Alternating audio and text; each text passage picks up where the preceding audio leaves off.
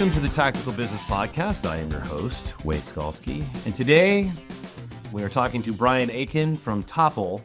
Something a little bit different today, and I'm excited to chat with Brian. Brian, how you doing? Doing great, Wade. Thanks for having me. Yeah, no, I'm excited, and I have to tell everyone that you were super flexible. My wife ended up having surgery last week. She's fine. Everything's great, and you were kind enough to reschedule at the last minute. So I just want everyone to know that you were both flexible and empathic to my plight. So I appreciate that, man. We try to be for everyone. All we ask is that in return. Yeah, absolutely. Absolutely. So, all right, well, I'll try not to be too hard on you today with the questions, but let's talk a little bit about sort of how did you, before we start talking about what Topple does, how did you get into, I would guess I would call you in the firearms space or firearms adjacent. How did you get into this industry? Well, that's a really interesting origin story. So around like 2008, I was being recruited into publishing and marketing. So there was a recruiter who talked me into taking a meeting in New York City, where effectively I would publish reports for the Wall Street Journal, USA Today, the Washington Post, and I would handle all sorts of things, right? It was like being a micro CEO. It was really kind of like an MBA course in entrepreneurship and, running your own book of business. And around that time, when I was moving from Colorado to New Jersey, I was pulled over, and in the trunk of my car, I had locked and unloaded my handguns. And that wound up, having me arrested on the spot. And they said I illegally possessed the firearms, even though I had called the New Jersey State Police. I was like, hey, what do I need to do? I followed the letter of the law, like to the letter. And the cops on the scene were just like, well, we're not constitutional lawyers. So like, we're going to arrest you and the judge will sort it out. And at my trial, they offered me like a dozen plea deals, and all of them were pretty much, okay, we'll give you 1 year in prison and then you'll get out, and you're a young man, you'll bounce right back. And I was like, I've got a job, I've got a family, like I'm not in a position to just do this. And frankly, I don't think that's an offer that you would give your son if he was in the situation that I'm in, where I didn't break any laws. I followed the Federal Firearm Owners Protection Act. I followed the state law. I've done everything by the letter. And what wound up happening was he effectively said, my lawyer, that Brian, you can't keep turning down all these plea deals. I keep getting you the perfect deal. And he filed a motion to be recused as counsel because I wasn't playing ball. And effectively, like within a week, I was on Fox News with Judge Andrew Napolitano, who at the time had a TV show called Freedom Watch. And Napolitano had looked at my case. He'd read everything, and he said, I've looked at your entire case. You're obviously not guilty. You haven't done anything illegal, and this judge in the state of New Jersey just have it out for you. And the next day, the National Rifle Association and their Institute for Legislative Action, which doesn't normally get involved in criminal cases, stepped in, got me a lawyer, and we fought it tooth and nail. We eventually took the case all the way. We petitioned all the way to the Supreme Court. But it was an eye-opening life event where I wasn't really a firearms guy before this. I don't have a military background. I don't have a law enforcement background. My family certainly does. But for me, it was always, I'm just interested in firearms, right? And I found myself kind of being the poster boy for, fighting back against draconian gun laws. And that's kind of what got me into the firearm space. Before that, it was just, I'm a mountaineer, I'm an outdoorsman, I climb, like that's my jam, that's what I do. And firearms were always kind of like secondary. They were never like the primary focus of my life. And as my career evolved, I started building the digital advertising practice areas at some of the biggest agencies in the world, like Ketchum and Edelman, with clients like the North Face, Starbucks, Adobe. Eventually was brought into one of the biggest media buying agencies on Madison Avenue, which is Assembly. And we managed, several $1 billion in media budgets for 20th Century Fox, E-Trade, Timberland, 1-800-CONTACTS, all those big brands. And that gave me a lot of experience. And it was around like 2016 that I realized everybody was starting to get deplatformed. And, there were tweets that were being sent to our chief marketing officers at our clients saying, hey, we don't want our ad appearing on, this firearm site or this hunting site or this conservative news site. Can you make sure that you take it down? And that led to me working with all of our partners saying, show us where all the ads are served. We need to know. And when they sent over those giant Excel sheets for like what sites were okay, what sites were blocked, why they were blocked, I realized a lot of the sites that are blocked are sites that I like, sites that I visit that are, AR15.com, AmmoLand, the usual firearms gun sites that everybody visits that you would think blue chip brands that, are selling pickup trucks or selling credit cards or whatever the case might be. They wouldn't want to isolate half of the American population, but that's effectively what like the ad tech policy created. And yeah, that's kind of my background for like marketing and how I got into firearms, which is, I would say, an atypical experience. Yeah, no, for sure. How old were you when you had the legal case? I was probably like 23. Okay. So the reason why I ask is, so I'm an attorney and I started my career as a prosecutor, and then I did defense for a while, and so like I know exactly what happened in your case, right? So Yeah. because I did it for 20 years, and what most people don't realize is most 23-year-old. What was the ultimate conclusion to your case? What happened? So Ann Milgram was the attorney general for the state of New Jersey at the time, and she had just issued a directive to all the prosecutors in the state saying that possession of a firearm needed to be prosecuted the same way as a violent crime with a firearm. So mere possession, merely having it, made you a violent person. And I was the very first person to get arrested after that directive had been issued. So at trial, the judge refused to tell the jury about the Federal Firearms Protection Act, and refused to let the jury know about the exemptions that allowed me to move from one house to another with my lawfully purchased firearms locked and unloaded in the trunk of my car. And so the jury came back from deliberations 3 times saying, why did we talk so much about whether or not Brian was moving and all of these different exemptions, and we're not allowed to consider the exemptions? We would like to know what they are. And all 3 times he said, I'm telling you that in this courtroom, I am the law, and I have determined as a matter of law that you're not allowed to know about any exemptions. If he had firearms, he's guilty. And so they came back, and he pretty much forced their hand. After the trial, they came back and let me know how they regretted it, but they felt like their hands were tied. But they found me guilty. I was sentenced to 7 years in prison. Instant appeal though, right? Instant appeal, but while I was in prison. Right. So I served 4 months in prison before Governor Chris Christie commuted my sentence. He wanted to give me a pardon, but I said I don't want to be forgiven for anything, because that's effectively what a pardon does. I want to fight this through the appeals process. And so we successfully overturned the convictions at the appellate division for illegal possession of a firearm, illegal possession of high capacity magazines, which were just standard capacity magazines. Of course. They stuck me with illegal possession of hollow point ammunition, because in the law that allows you in the state of New Jersey to transport firearms from one house to another, there is no similar exemption for ammunition. So you're not allowed to move with your ammunition. You can take it from your house to the range. You can take it from your house to go hunting, but you can't take it from your house to another house when you're moving.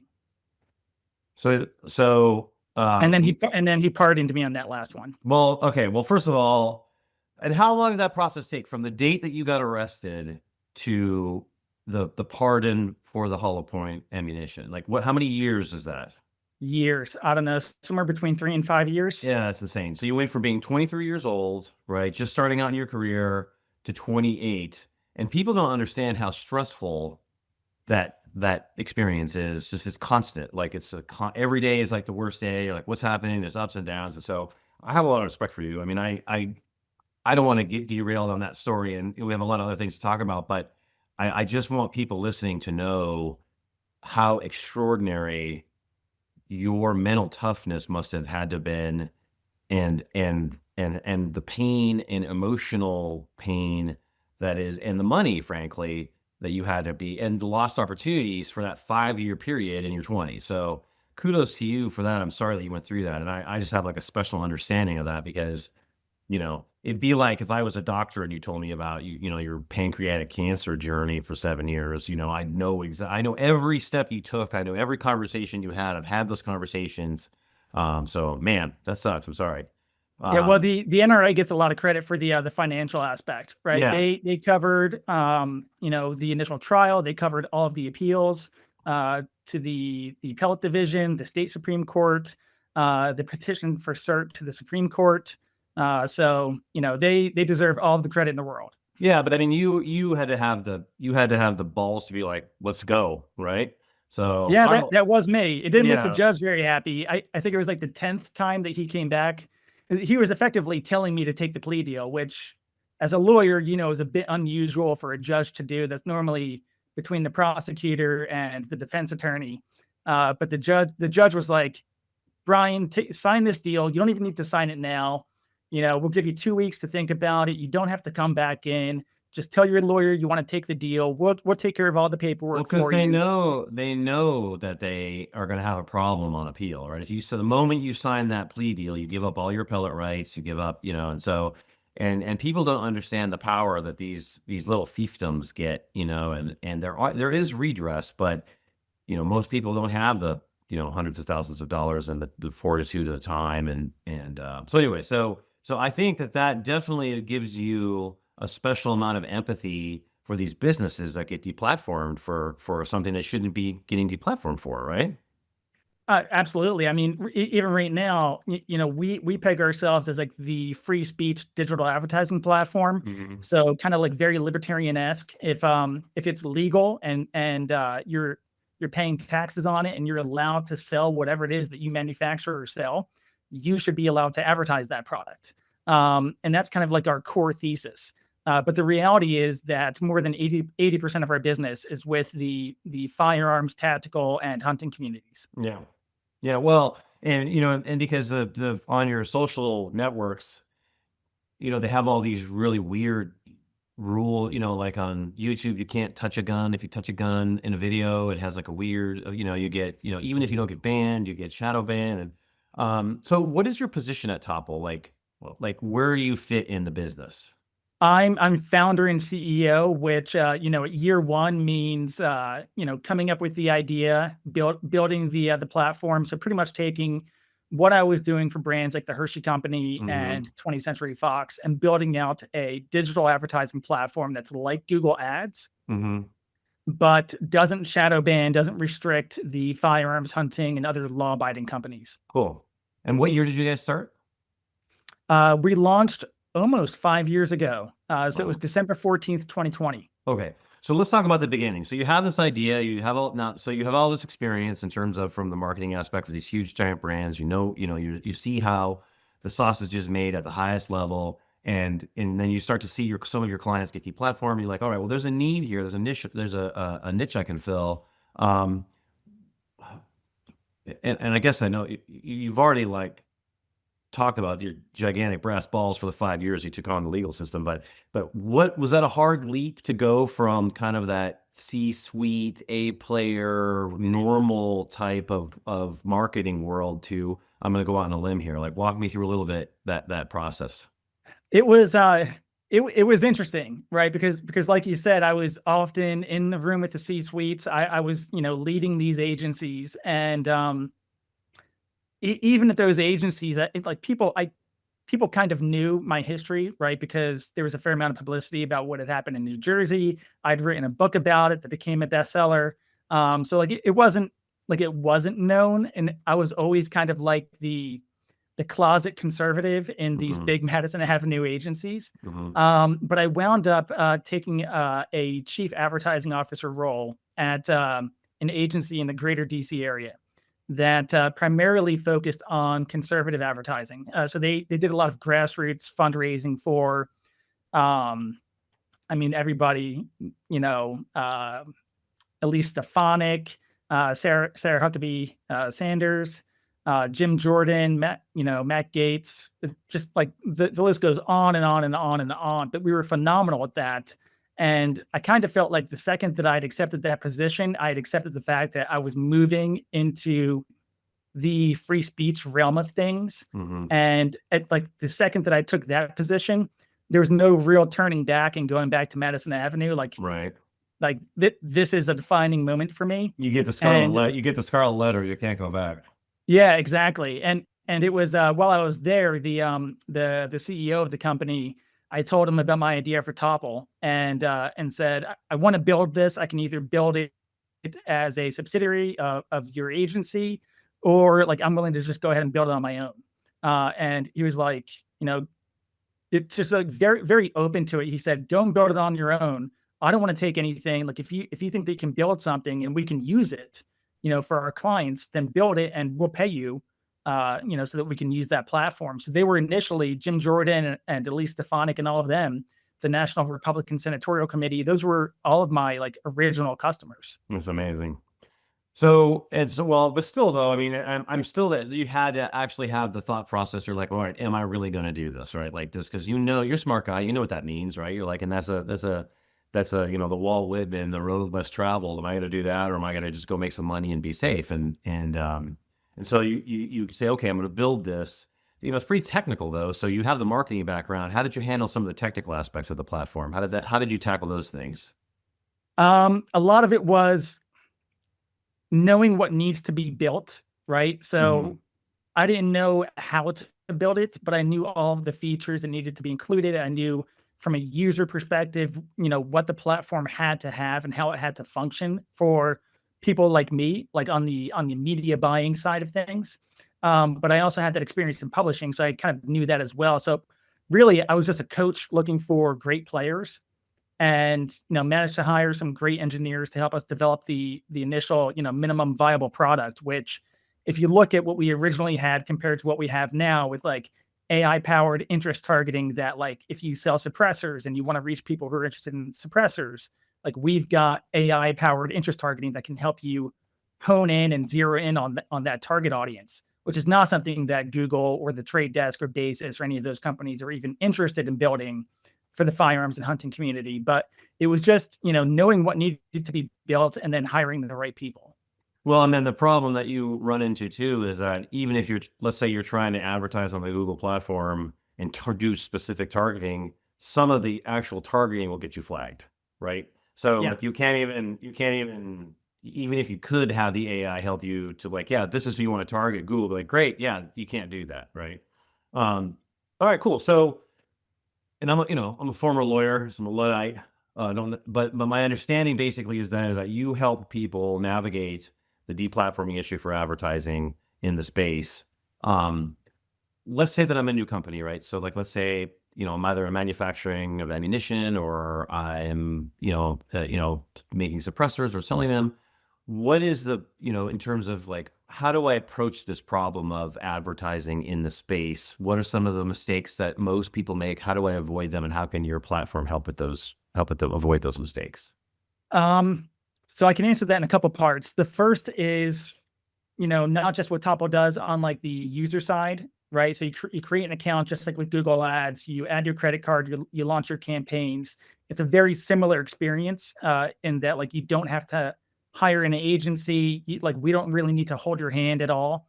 We've got some best practices that we can share, but it's a very self-serve platform.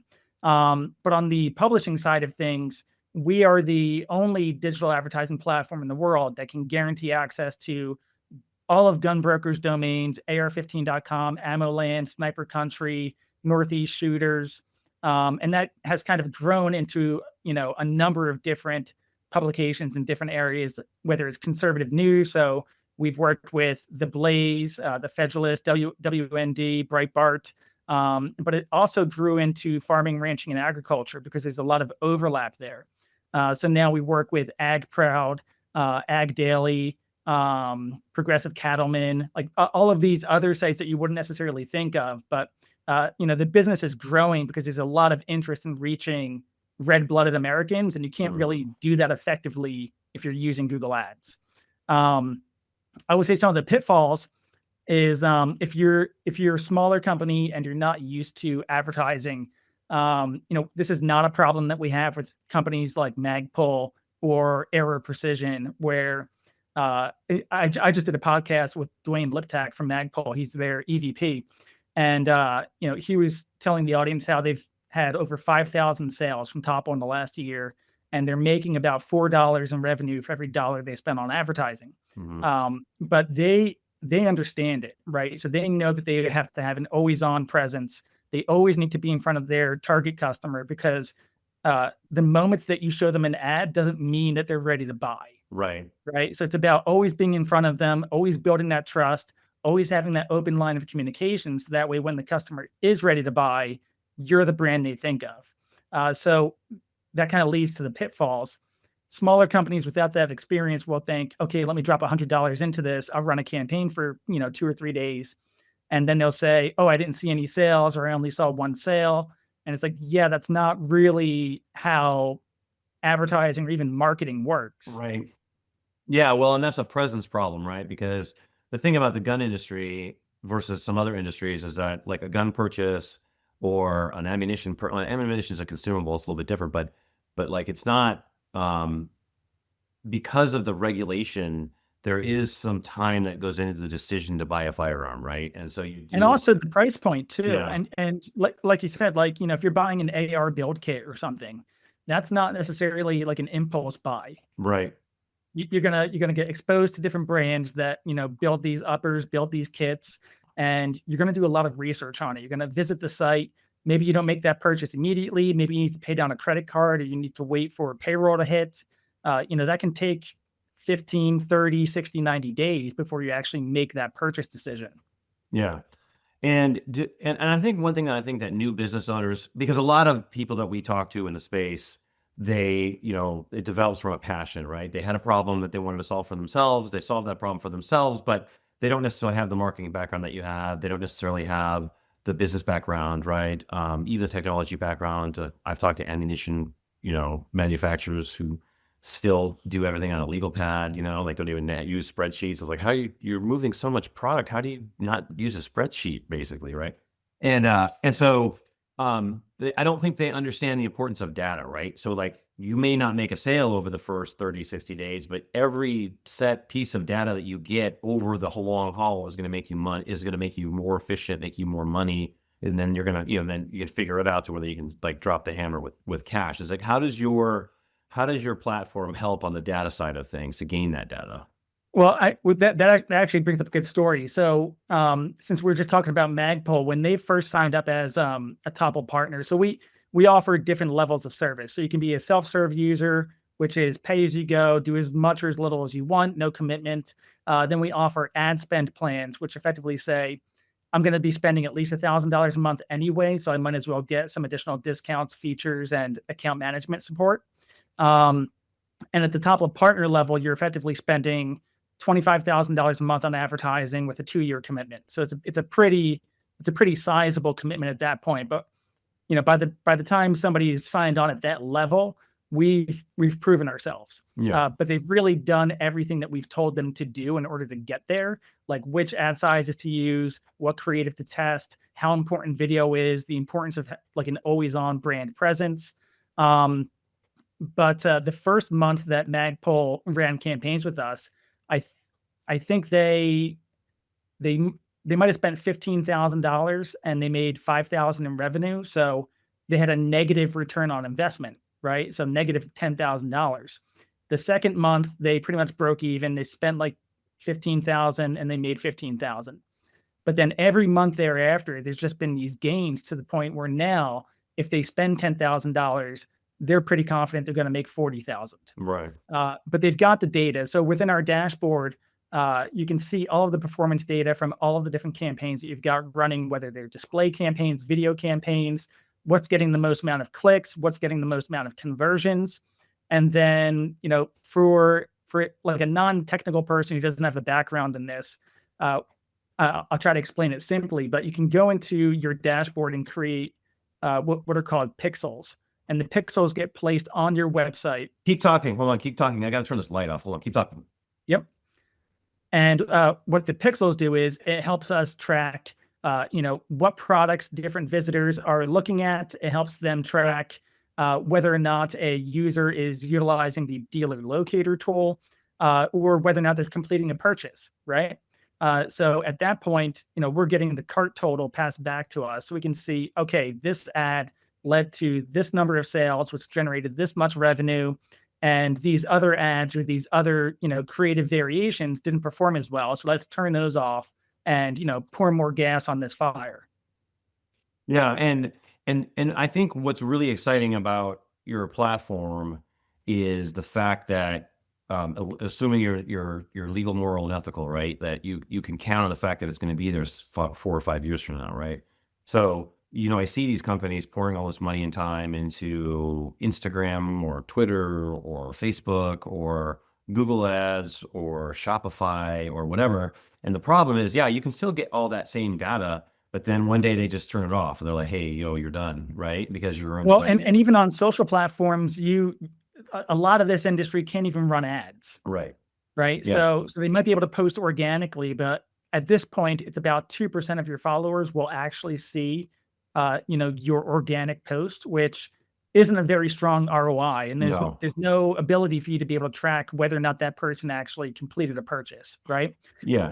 And the way that this used to be done before Topple was if a firearms brand, let's use Beretta as an example, another client of ours, if they wanted to advertise, they had to go to each individual website independently and say, we want to buy ads on your website because we want to be in front of your audience. Right. But they wouldn't get the data that they were looking for. So they couldn't see which creatives were working. They had no dashboard that they could log into. They couldn't see which creatives were driving sales, if anything was actually resulting in sales. And what we've done is we've aggregated, the vast majority of those publishers into our publisher network. So now they can say, okay, we're still going to work with this, these few sites here because we've got good relationships with them. They produce content for us. They provide added value outside of just, serving ads.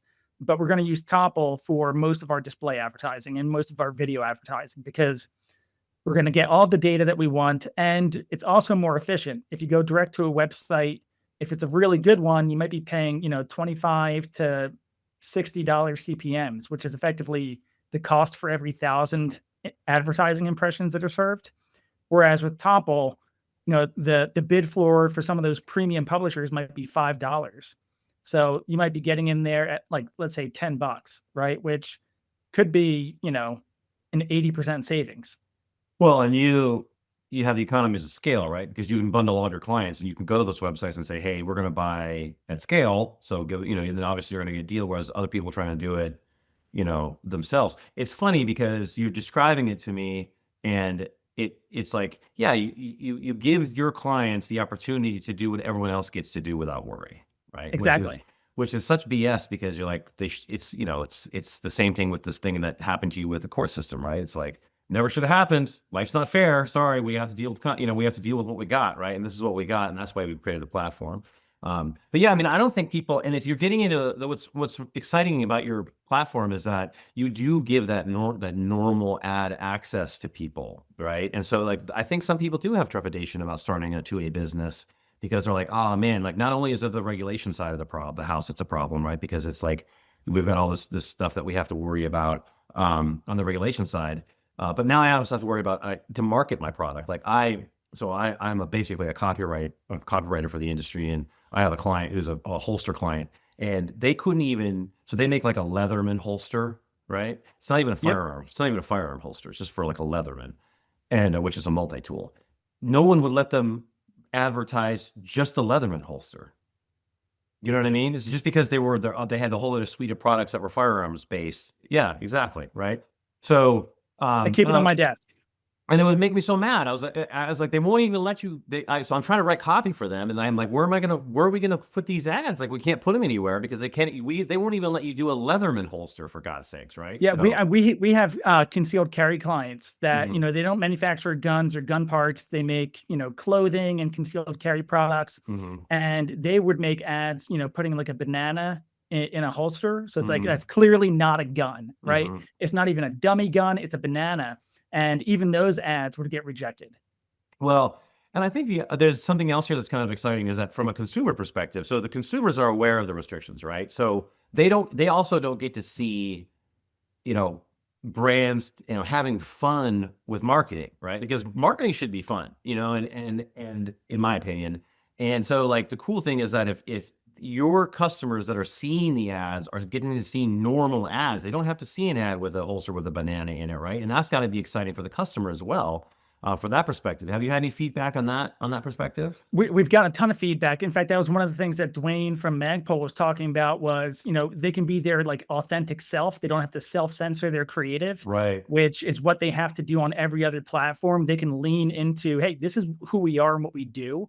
And for the people that we reach, that's what they're interested in. They don't want to see censored advertising. They want to see, belt-fed machine guns. They want to see concealed carry. Yeah. They want to see, precision rifles out in a hunt.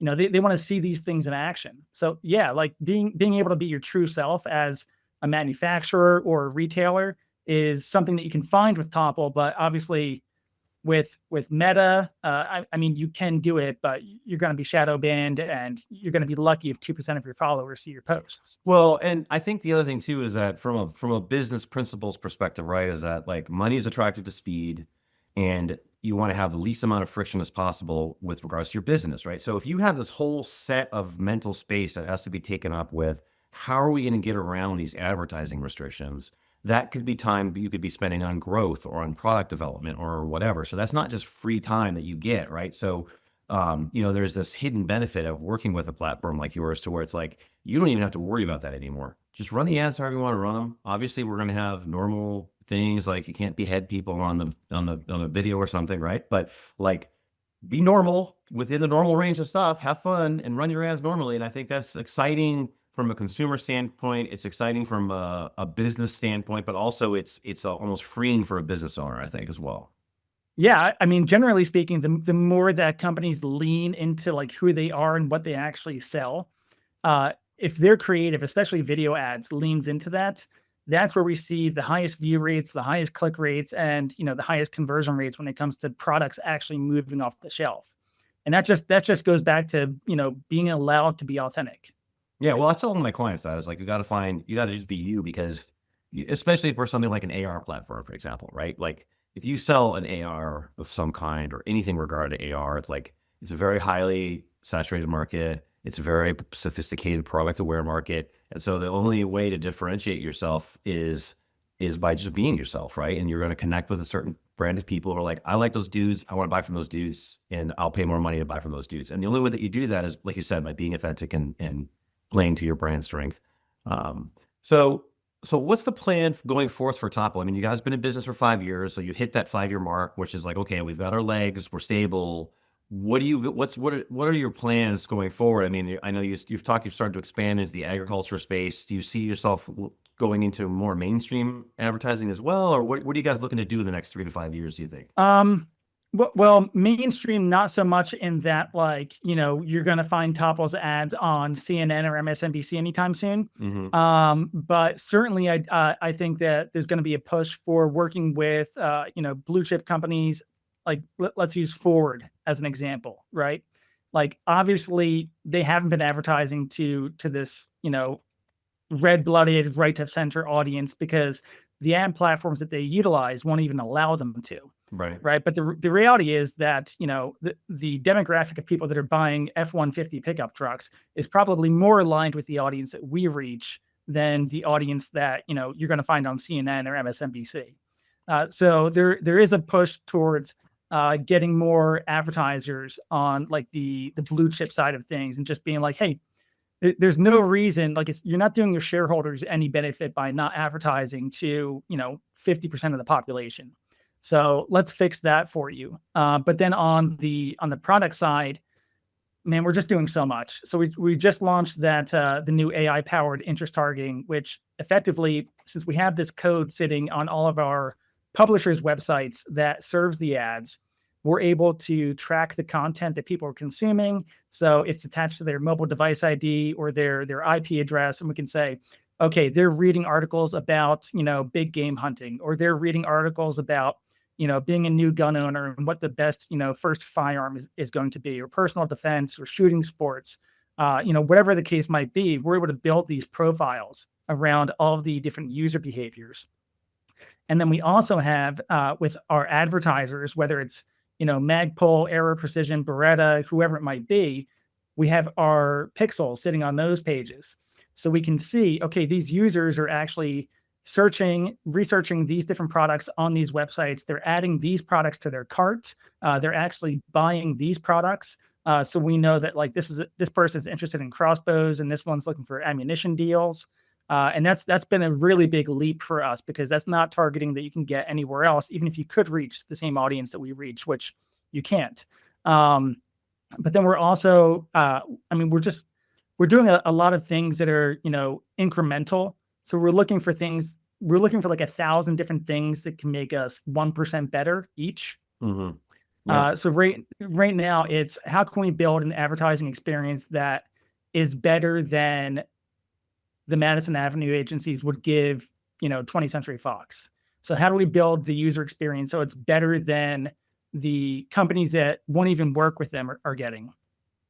Well, and I always tell people incremental change is lasting change, right? So if you just grind away and make it better, make it better, make it better, one day you'll just stand like, oh, we're like 60% better, right? But it's stable. You know what I mean? It's not fad based or trend based. It's just because that's not how that works. So you grind it out like that typically.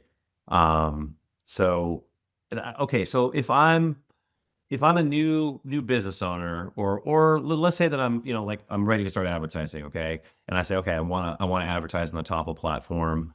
Do you have support available for people like in terms of some of your packages? So say, hey, it's like I don't know necessarily. I know firearms, or I know ammunition, or I know holsters, but I'm not that great on the marketing side. I'm still bootstrapping my business. Like, what kind of support do you have for those types of people? Because there's a lot of those people. There's a lot of small companies who don't have like any resources, like knife makers or holster manufacturers, like those mom and pop smaller companies. Mm-hmm. They probably need the most handholding. And if they go the self-serve pay-as-you-go route and they don't pick up one of the packages, they can submit a ticket within the platform and we guarantee a response within 48 hours. It's usually same day. If they sign up for an ad spend plan, then they get a dedicated account manager. Cool. And that account manager will do everything from analyze their website, say, here are all the different goals and things that we should be tracking. So these are all the different pixels that we should be creating. We call it a pixel strategy session, which is effectively saying, okay, cool. Do you sell product on your website? Then we need to have a conversion pixel that's actually going to track sales and revenue. If you don't, like Night Force makes amazing optics, right? But they don't really sell their optics on their website. They sell t-shirts and hats and things like that. So on the pixel tracking side, we'll pull together a whole strategy session. Night Force, for example, uses the dealer locator tool. And for them, it's like, okay, if let's say conservatively, the average Night Force optic costs $1,200 and 1 out of every 10 people that uses your dealer locator tool completes a purchase. We'll create a proxy value for that at like $120 per person that uses the tool. So that way we can have some sort of financial metric tied to the different goals that are being completed. So they'll do pixel strategy sessions. They'll tell you which ad creatives to create. If you want, they'll help you launch campaigns and set up the campaigns. It's really as much or as little as you want. We consider it to be almost like an extension of your internal marketing team, assuming you have one. Right. But they'll even go in and pull reports for you and let you know, okay, here's all the data, but you can access the data, but it's just a lot of statistics. And our team can look at that and say, okay, these are the insights and recommendations that we're drawing from all of our experience. And this is what you should be doing based off, the story the data is telling. Well, and I think one thing that's super exciting for people that they need to realize in the space is that, so I had a law firm for 20 years. I was in one of the most competitive legal markets in the country, Los Angeles. And so I spent a lot of money in advertising, right? But the problem was when I would get a dedicated account manager from, let's say, Google or for wherever, their expertise is in the ad spend, but it's not in the legal ad spend necessarily, right? It's just this is generally what works. And like the legal market has very specific competition, parameters, is very specific regulation. So they would tell me to do things that just wouldn't work in my market, right? What your market, because you have like a closed universe, you're like, no, we're about 80% 2A, like this is what works in 2A. Your ad executive or your ad managers have the expertise specific to every single person that's going to come to them and be like, what do I do? Right. And I think people need to realize how huge that is, because I have given so much money. I'm having a stroke right now. I'm getting so excited about what you do. It's like I've given so much money to people where I've said, look, if you make me money, I will give you more money, right? But Yeah. everyone's like, yeah, right. But that you have created you've created the environment to allow 2A people to be able to do that, because that's all you guys, 80% of what you do. It's like it's your core market, right? And so Yeah. that allows you to go from that bootstrap. Well, let me start. Okay, let's spend a little more. Let's spend a little more, and then before you know it, you're up at that enterprise level, right? You're just crushing it. So, and you can do that all within one platform, and you're not going to get debanked, deplatformed, whatever from that platform, right? So I think that's Exactly right. And to the point too, where it's not even like, our account managers are like, oh, we have experience in firearms. It can be like, oh no, we can pull a ton of data based off of the other ammunition companies or the right, other big box retailers or the other precision rifle manufacturers or the other AR companies or the right. other companies that make handguns, right? Or holsters or whatever it might be. So, I mean, we have so much data at our fingertips that we can just, the account managers can dive into that and say, okay, here's what's working for your competitors. We can't tell you exactly what they're doing, but these are our recommended, tactics. Well, and this is the other thing I tell people too, prospective people in the 2A space, is like, there's plenty. It's a big pie, right? It's not. It's the market. Maybe the market, like the AR market, is saturated by AR products, but it's not saturated by AR providers. You know what I mean? Yeah. Like the market's huge, and I think the market's only actually going to get bigger. And so there's plenty of space for people. So even though you're in a confined environment, and there may be other ammunition people doing it as well, there's plenty of room for everybody in there, and because it's such a nascent industry, and because no one else lets you do it, you know what I mean? So there's so much growth. Does that make sense? It does, yeah, yeah, and I mean, really, that kind of goes back to like our creative recommendations. So when people are creating ads, it's like, oh, here's our company logo and a picture of the product and a button that says "Buy Now," and it's like, okay, but you haven't told anybody what makes you different and special. Right. So a good ad should do two things. It should tell the customer what you want them to know about your brand or your product, and then tell them what you want them to do. Yeah, and I think the other thing too that's important to realize is that if you go through Google or Facebook or whatever, and you're going to spend money there and get a dedicated brand manager or ad manager or whatever, that person may have they may have political views that make them not like you, right? And they may not like tank you on purpose, but they're not actually going to go out to help you, because they're like, okay, well, I have to take, as like I'm a professional, I had to take this account, right? But I don't really like the holster company, so I'm not really going to do anything for them, right? Whereas like, going to your guys' company, no, they like what I do, like they want to actually help me, and that is a I know it sounds weird, but that is actually No, something no, that's it doesn't. I very mean, that goes valuable. back to the like the startup language of, when you're hiring as a startup, you can either hire missionaries or mercenaries. Right. And you want to hire missionaries, people who Yeah. believe in what you're doing, believe in what you're building. And that's what we have here at Topple, right? It's an army of missionaries who believe in freedom. They believe in the Second Amendment. They believe in the products, and they're passionate about it, and they know what works. Well, I've really enjoyed if you can't tell, I've really enjoyed talking to you today. My inner nerd my business nerd gets to geek out on it. But I think that you are providing such a valuable service for people in the space. And the whole point of the podcast is to make 2A businesses more successful.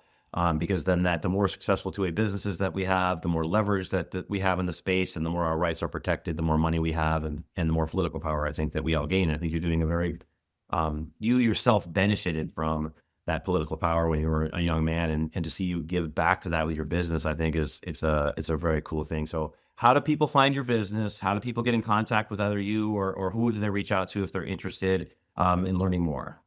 Yeah, it's super easy. The website is wearetopple.com. So that's wearetopple.com. There's buttons on there to either get started, which you can go ahead and just create an account, and you don't need to wait for anybody. You can get started immediately.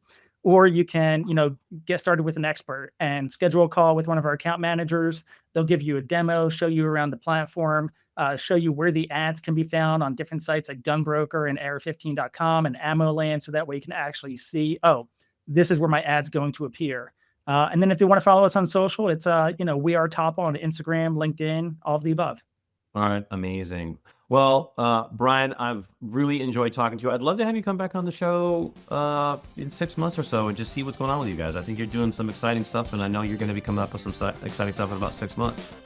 Yeah, would love to. Thanks, Wade. Thanks again for coming on, and can't wait to talk to you again. Will do.